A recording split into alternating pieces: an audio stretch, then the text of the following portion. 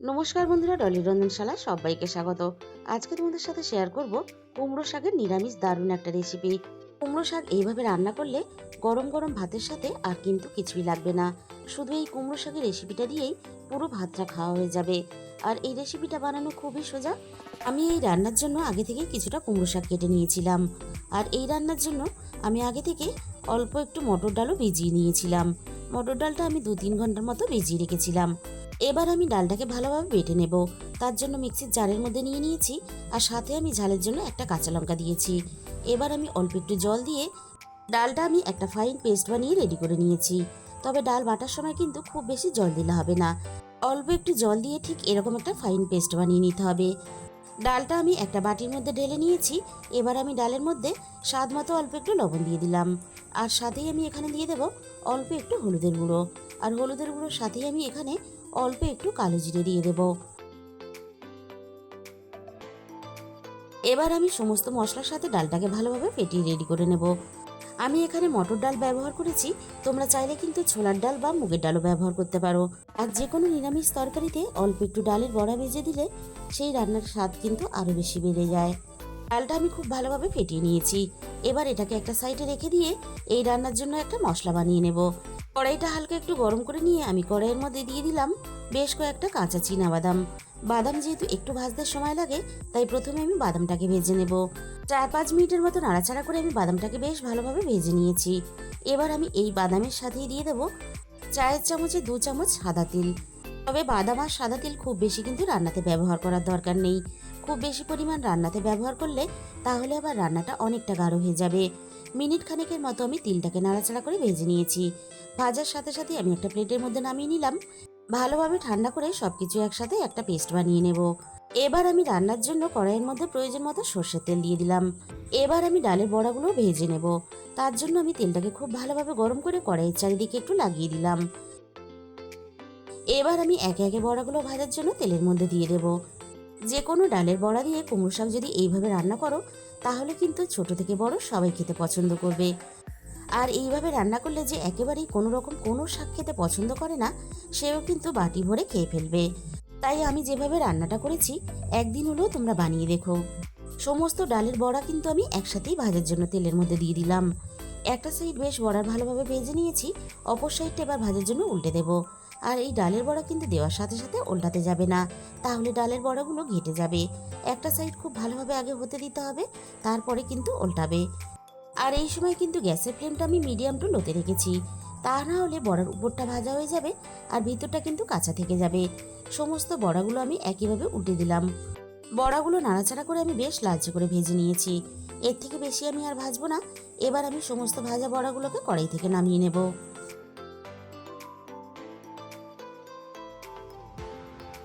সমস্ত ভাজা বড়াগুলো কড়াই থেকে নামিয়ে নিলাম। এবার আমি এই রান্নার জন্য আলু ভেজে নেব। আর আলুগুলো দেখো আমি বেশ একটু মোটা রেখে কেটে নিয়েছি। কুমড়ো শাকের এই রেসিপিটা বানানোর জন্য আলু ঠিক এইভাবে কেটে নিতে হবে। এবার আমি আলুগুলো নাড়াচাড়া করে হালকা একটু লালচে রং ধরা পর্যন্ত ভেজে নেব। 4-5 মিনিটের মতো নাড়াচাড়া করে আমি আলুগুলোকে বেশ ভালোভাবে ভেজে নিলাম। কুমড়ো শাক যেহেতু একটু খসখসে শাক, তাই কিন্তু আমি এখানে অল্প একটু চিচিঙ্গা দেব। অল্প একটু চিচিঙ্গা দিলে তাহলে রান্নাটা বেশি খেতে ভালো লাগবে। তবে তোমরা চিচিঙ্গার পরিবর্তে রান্নাতে বেগুনও ব্যবহার করতে পারো। এবার আমি অল্প একটু স্বাদ মতো লবণ দিয়ে দিলাম। এবার আমি চিচিঙ্গাগুলো নাড়াচাড়া করে ভেজে নেব, চিচিঙ্গার কাঁচা গন্ধটা চলে যাওয়া পর্যন্ত। 3-4 মিনিটের মতো আমি চিচিঙ্গাগুলো ভেজে নিয়েছি। আর চিচিঙ্গার গন্ধটাও চলে গেছে, আর চিচিঙ্গাটা হালকা একটু ভাজাও হয়ে গেছে। এবার আমি কেটে রাখা কুমড়ো শাক আর কুমড়ো শাকের ডাঁটাগুলো দিয়ে দেব। কেটে রাখা সমস্ত কুমড়ো শাক আর কুমড়ো শাকের ডাঁটাগুলো একসাথে দিয়ে দিলাম।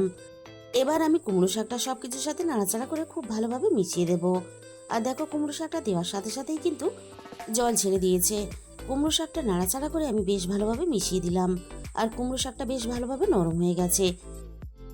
এবার আমি রান্নার মধ্যে পরিমাণ মতো জল দিয়ে দেব। আর জলের পরিমাণটা অবশ্যই একটু বেশি দিতে হবে, কারণ আমরা রান্নাতে যেহেতু বড়া ব্যবহার করব, বড়াতে কিন্তু অনেকটাই ঝোল টেনে নেবে। আর একই সাথে আমি মিক্সির বাটিটা ধুয়ে অল্প একটু ডাল বাটার জল দিয়ে দিলাম। এবার আমি একে একে রান্নার গুঁড়ো মশলাগুলো দিয়ে দেব। প্রথমে আমি চায়ের চামচের হাফ চামচ দিয়ে দিলাম হলুদের গুঁড়ো, আর সাথেই আমি দিয়ে দেবো ঝালের জন্য অল্প একটু লঙ্কার গুঁড়ো। আর এই লঙ্কার গুঁড়ো কিন্তু খুব বেশি ব্যবহার করলে হবে না, কারণ নিরামিষ কুমড়ো শাকের তরকারি খুব বেশি কিন্তু ঝাল হলে খেতে ভালো লাগবে না। আর এই সময় কিন্তু আমি অন্য কোনো রকম মশলার ব্যবহার করব না। সব কিছু আমি একসাথে নাড়াচাড়া করে বেশ ভালোভাবে মিশিয়ে দিলাম। এবার আমি রান্নাটা ভালোভাবে হতে দেব। জলের পরিমাণটা একটু কম মনে হয়েছে, তাই আমি আরও একটু জল দিয়ে দিলাম। সমস্ত সবজি খুব ভালোভাবে সুসিদ্ধ হওয়ার জন্য আমি কড়াইটা ঢাকা দিয়ে দিলাম। মিনিট 6-7 মতো আমি ভালোভাবে রান্নাটা করে নিয়েছি। এবার আমি কড়াই থেকে ঢাকাটাকে সরিয়ে নিলাম। এবার আমি সবকিছু একটু নাড়াচাড়া করে দেখে নেব ভালোভাবে সিদ্ধ হয়েছে কিনা। ডাঁটা চিচিঙ্গা প্রায় সিদ্ধ হয়ে এসেছে, তার সাথে সাথে দেখে নেব আলু সিদ্ধ হয়েছে কিনা। আলুও প্রায় সিদ্ধ হয়ে গেছে। এবার আমি কড়াই থেকে রান্নাটাকে নামিয়ে নেব। কড়াইটাও খুব ভালোভাবে ধুয়ে পরিষ্কার করে আবারও আমি গ্যাসের মধ্যে বসিয়ে দিয়েছি। আবারও আমি কড়াইয়ের মধ্যে প্রয়োজন মতো তেল দিয়ে দিলাম।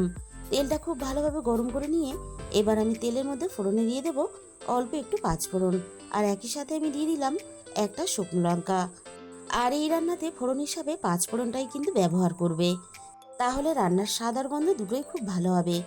ফোড়নটাকে নাড়াচাড়া করে আমি বেশ লালচে করে ভেজে নিয়েছি। আর এই রান্নার ফোড়নও কিন্তু বেশ ভালোভাবে একটু লালচে করে ভেজে নিতে হবে। ফোড়ন থেকে সুন্দর মিষ্টি গন্ধ বেরোনোর সাথে সাথে আমি ভেজে রাখা বাদাম আর তিলের পেস্টটাকে দিয়ে দিলাম। এবার আমি এটাকে নাড়াচাড়া করে মিনিট খানেকের মতো একটু কষিয়ে নেব। মশলা থেকে দেখো সুন্দরভাবে তেল ছেড়ে দিয়েছে।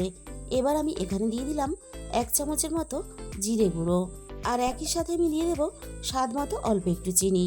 আর চিনিটা কিন্তু অবশ্যই ব্যবহার করবে, যেহেতু নিরামিষ কুমড়ো শাক রান্না, তাই কিন্তু চিনিটা ব্যবহার না করলে তাহলে রান্নার স্বাদটা কিন্তু বজায় থাকবে না। আর একই সাথে আমি মিক্সির বাটি দিয়ে আরও একটু অল্প জল দিয়ে দিলাম।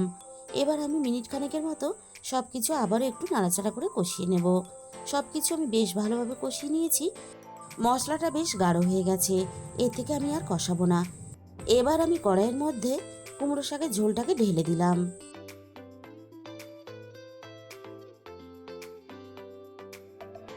আবারও আমি সবকিছু একসাথে নাড়াচাড়া করে বেশ ভালোভাবে মিশিয়ে দেব।